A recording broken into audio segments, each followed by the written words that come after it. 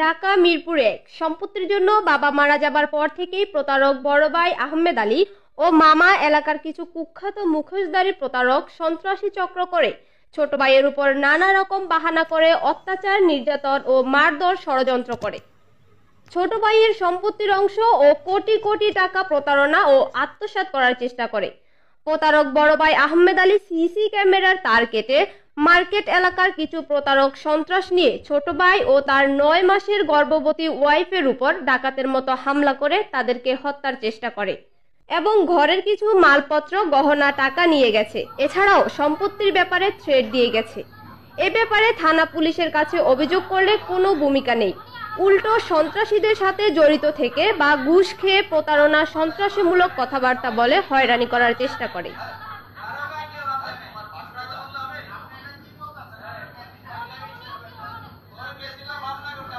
ভাই মনে করেন যে আমার মামা, এলাকার কিছু লোক মনে করেন যে চক্র বানায় আমার খুব অত্যাচার করতেছে। সম্পত্তি মনে করেন বুঝতে গেলে নানা রকম বাহানা করে, নানা রকম ভেজাল করার চেষ্টা করে এবং ফালায়। তো মার্কেট যেমন স্বাধীন বাংলা মার্কেট, এই মার্কেট কন্ডাক্ট করে দিছে, এই করে আমি সাইনিং মেন দিয়ে দিকে আরো সত্যি হয়ে গেছি কি আরো বেশি আমার লোকের জ্ঞানজন সৃষ্টি করতেছে, ভেজাল করাইতেছে, অত্যাচার করতেছে। আমার সম্পত্তি সিটে দেখে আত্মসাৎ করে তো খাইতেছে, আর অন্যান্য সম্পত্তি গোপনীয়ভাবে খাইতেছে। এই সম্পত্তি নিয়ে যে পোলাবেন দিয়ে হামলা দেওয়ায়, গাছ কেটারায়, বাসার নানান রকম ভেজাল, নানান রকম ঠিক। কিছুদিন আগে হামলা তো দেওয়া হয়েছে, আবার নিজেও অন্যরকম সিসি ক্যামেরা কাটতে ডাকাতের মতো এলাকায় মার্কেটের একটু সহযোগী আর আমার ভাই সহ কিছু লোক আসছে, আইসা আমার সিসি ক্যামেরা কাটতে আমার ডাকাতের মতো ঘরের ভিতরে ঢুকিয়া আমার বইয়ের হাত মুসুদ্দা ঢাকা দিয়ে আমার মোবাইল দেওয়া গেছে, আমার গোলা টিপা ধরছে, মারার চেষ্টা, কিল ঘুষি, এবং মনে করেন যে বাসার কিছু মালপত্র, স্বর্ণ গয়না আর মনে করেন যে 3.5 লাখ থেকে 4 লাখ টাকা এগুলো নিয়ে গেছে। আবার খেলতে যে যদি কোনো কিছু করো হাত পা ঘুরে ঘুরে করে দেবো, গাইড করে লেবো।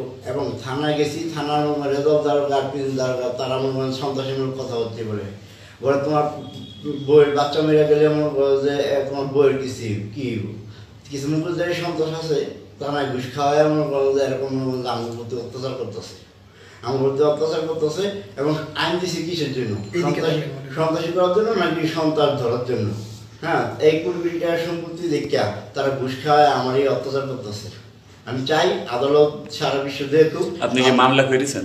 আদালত যাতে ন্যায্য বিচার করে। আমি এর আগে মামলা করছি, এই যে মামলার কাগজ জিটি করছি, কোনো কাজ করে না। তারপরে জিটি আর নেয়নি, এটা অনেক আগে একটা জিটি নিচ্ছে, তারপর আর জিটি নেয়নি, এটারও কাজ করে না।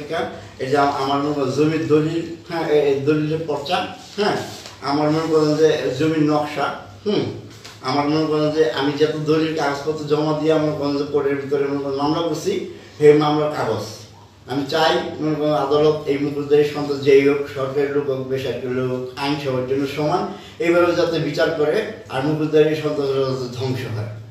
জি, আমার হাজবেন্ডের ভাই আমাদের মার্কেটের 1 কোটি টাকা মেরে খেতেছে এবং অংশ, এবং মার্কেটের কিছু মানুষজন নিয়ে আসা, এলাকার কিছু মানুষজন নিয়ে আসা, ওনারা বাসার ভিতরে সিসি ক্যামেরা তার কেটে ডাকাতের মতো আমার দরজা ভেঙে ঢুকে আমাদের বাসার ভিতরে আমার হাজবেন্ডের গলা টিপে মেরে ফেলতেছে।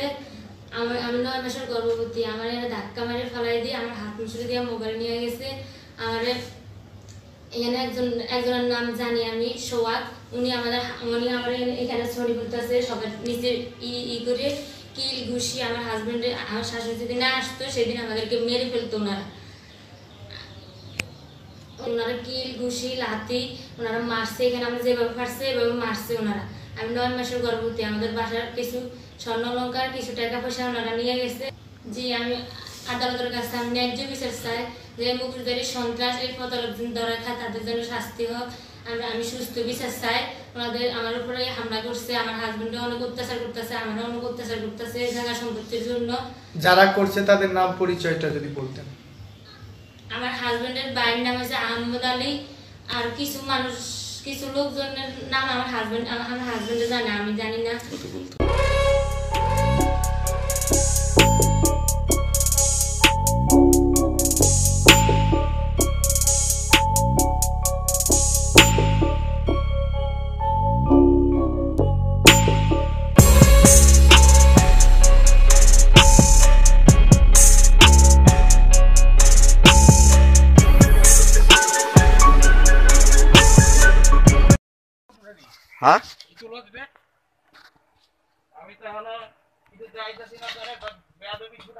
তোর দিতে একটা মামলা খাইছো আর খাবি আর কি কয়েকটা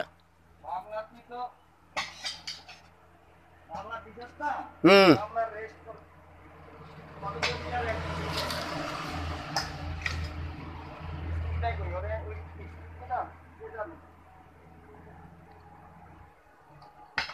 যন্ত্রপাতি বাইরে থুইছে হুম